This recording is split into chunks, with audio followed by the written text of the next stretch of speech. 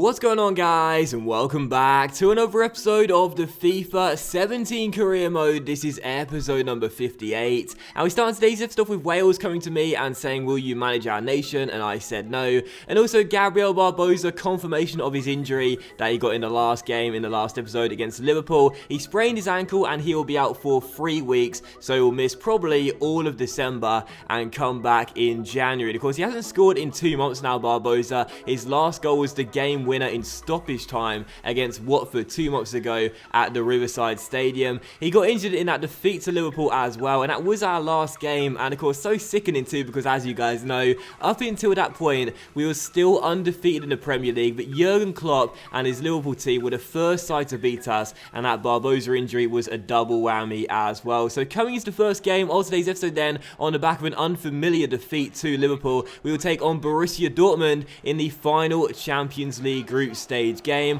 where of course we're still undefeated in this competition right now, but of course we rested our entire side for this game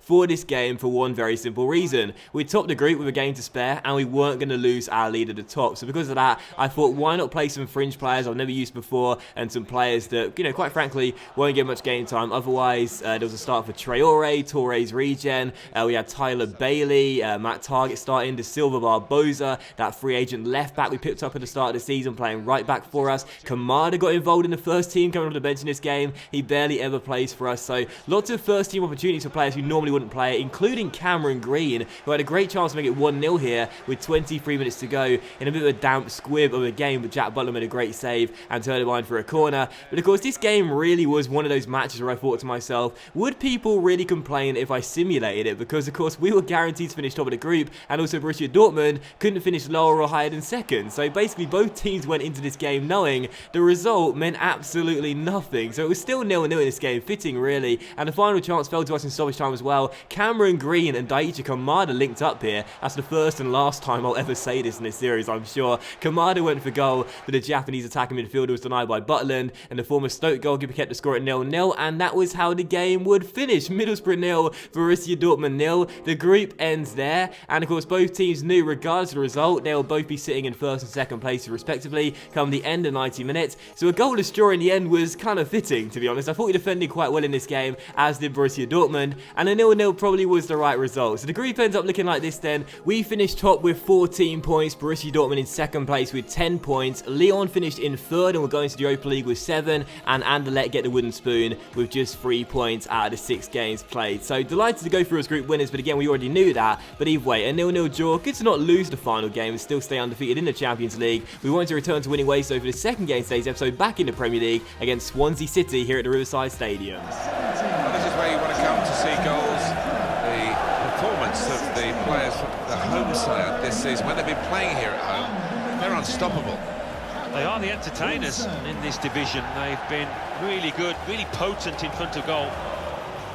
And coming into the game as well, Martin Tyler and Alan Smith would reference our fantastic attacking quality this season. We are so far the top scoring team in the division, but of course coming into this game, one of our 2 strikers would be sidelined with the injury. Gabriel Barbosa missing his second game for Middlesbrough, of course that Dortmund game being the first one, once again still sidelined with that sprained ankle. So Berahino will start up top in this game alongside Callum Wilson. I was contemplating playing a 1 up top formation and having Berahino, our top scorer, as the lone striker. Then I thought to myself, he's been playing so well this season, and I feel like the reason being is quite simple. He has a good strike partner. I feel like he needs another one. So Callum Wilson would start alongside Berahino in this game. We started off pretty lively, but Swansea were doing quite well to keep us at bay, and it was still 0-0. And the final chance of the half fell here as we entered stoppage time in the first half. João Cancelo picked up this loose ball and found Marcin Derone, the skipper, inside towards Wilson, back towards Derone as the pair play 1-2. Our skipper then finds Berahino, who goes for goal and finds the back of the net and does break the deadlock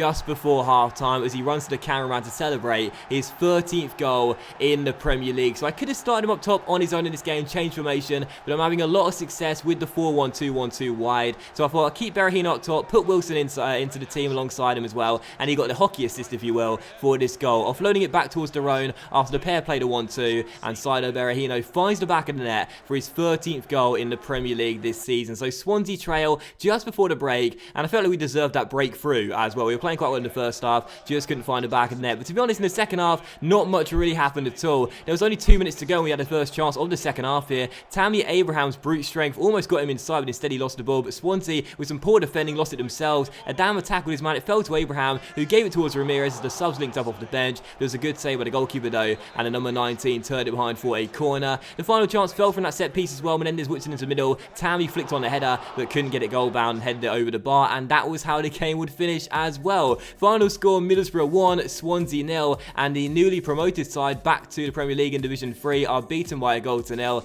And again, I found it quite interesting that Martin Tyler and Alan Smith discussed our fantastic attacking quality pre-game. This is only the 3rd game in a row where we've scored just 1 goal. Of course, the last 2 games didn't score against Liverpool or Borussia Dortmund, so clearly right now it's defence they should be focusing on, because that's yet another clean sheet for the Borough, another one notched up, and we still only conceded, 4 goals in the Premier League this season. Absolutely unbelievable. I think it's 4, it might be 4 or 5, I can't remember now, but either way, it's been an unbelievable start to the season for us defensively speaking, as well as attack-minded as well, and it's really looking good right now, even with the injury for Gabriel Barbosa. Still following that, another look at the board coming to us and saying we're not meeting our brand exposure goal, which of course we are, so I don't really get that. Someone did tell me that it's not 40%, it's 4% I'm on right now, but that's not true. You can see it's sort of got 40% there, so we are meeting it. We are exceeding that brand exposure goal, so I don't know what's going on there. But also as well, another look at this too. The chief executive once again reminding us that the mystery man is out of contract in the summer. Do we want to give him a new deal? Well, there's 6 months left on his contract right now, and of course he's over the age of 23 by quite some distance. He's 2018 years old, 2018 years old, so he can be poached to another club. But you know what? I'm fine with him going. You know, like seriously, the mystery man could be a great player in this squad, but he's yet to make an appearance this season. I keep looking for him in the dressing room, but I can't find him. He's not even a millimetre tall, so can't locate him anywhere. He can go. I don't mind that at all, and the mystery man is probably going to lead the club. Still following that, Bolivia offered me the job, and I said no.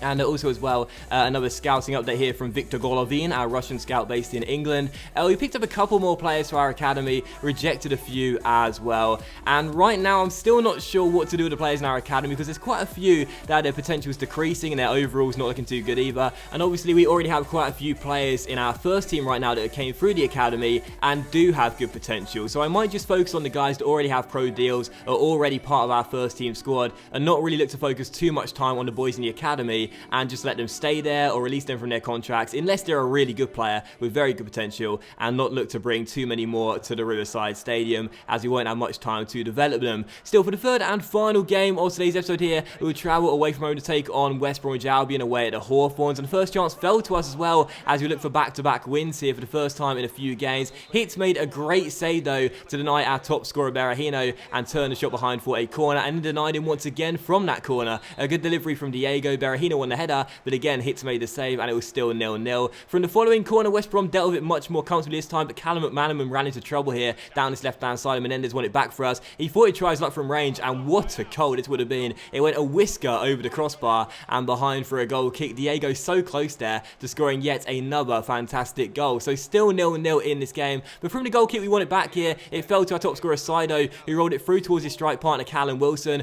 All the attention was on Berahino in this game, playing against his former club, away at his former ground, our top scorer and the top scorer of the division. Or how about this for some selfless play? Gives it to Callum Wilson, his new strike partner instead. Gabby Goal is on the sidelines right now. Wilson needs a goal to show us he can fit in whilst Barbosa's injured, and what about that for a finish? Takes around a couple of West Brom players, gets himself inside onto his preferred right foot, and finesses the ball into the back of the net, past Hitz, who had made a couple of good saves, but wasn't going to stop that one. So West Brom 0, Borough 1, and it was a goal for Callum Clutch Wilson, doing it in the first half. A rare sight. So 1-0 to the Borough. We could have made it 2-0 as well, just 13 minutes before the break. Wilson once again going for goal. This time couldn't get the shot down though, as it went over the bar. So still 1-0. We have been dominating the first half though. West Brom couldn't get close to our goal. We'd shut the door on them really, and weren't letting them get inside at all. And in the second half, just 5 minutes after the restart, the trend continued. Us getting chances and West Brom failing to defend quite well. They almost cut this pass out here and broke up the attack, but instead it came straight back to us here with Menendez finding De Chilio. The Italian found the Derone, the skipper, through towards Berahino, looking for a goal against his former club, rolled it back towards the captain, inside towards Prowse, through towards Callum Wilson, and Callum Wilson drills it into the bottom corner to get his second of the game and his third in the league. So already one league goal, I should say only one league goal coming into this game, now 2 in the same game, 52 minutes in, and a nice little passing goal there. Good ball inside by Derone, Ward Prowse, one extra pass,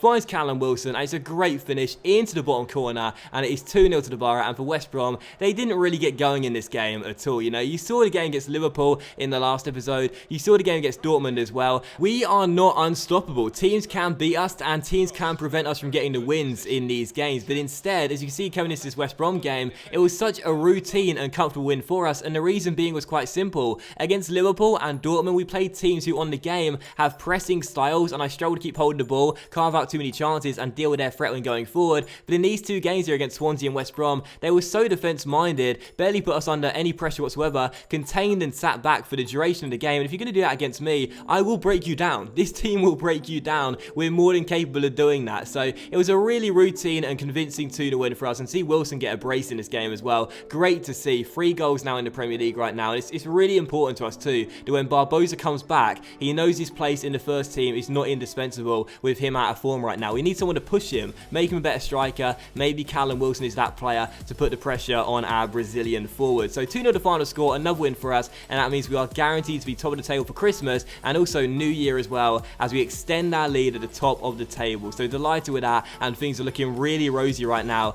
at the Riverside Stadium. But still, following that, as you could see, Barbosa came to us, said he was ready to play in the next game, and also a couple of youth players wanted to terminate their contracts. One was Ewan Harrison, we will let him go. He's got good potential, but very low overall. He'll take way too long to develop, so he can go, and I'm totally fine with that. And also another player as well, Billy Evans, wants to terminate his contract too, and again, we let him go because again, his overall's not too bad, his potential's not the best, and it'll just take way too long to develop him. But as you can see by the final news article, final email even we get in today's episode, there is some very bad news, because as you can see, Martin Derone, our captain, has just handed in a transfer request pretty much right out of the blue. We have had a couple of emails from him this season saying, I'm a little bit unsettled, I don't know where this media speculation is coming from, etc, etc, etc, but usually I've just dismissed them, not really worried about it too much. But Martin Derone, out of nowhere, 3 days until the January transfer window opens, says to us he can't settle, he's had enough, and he wants to leave. Our captain has handed in a transfer request. So a question for you guys today, what should we do with Martin Derone? Are we going to let the skipper go? Are we going to keep him here? Are we going to stick him in the reserves until the transfer window is over and then reinstate him back in February? What should we do with our captain handing in a transfer request? Because it's just so typical, isn't it? I said just before that email, things are looking really rosy at the Riverside Stadium. Everything's coming together really nicely. And of course, typical, just as I say that, disaster. Bang! Martin Derone hands in a transfer request, and our captain wants to leave halfway through the season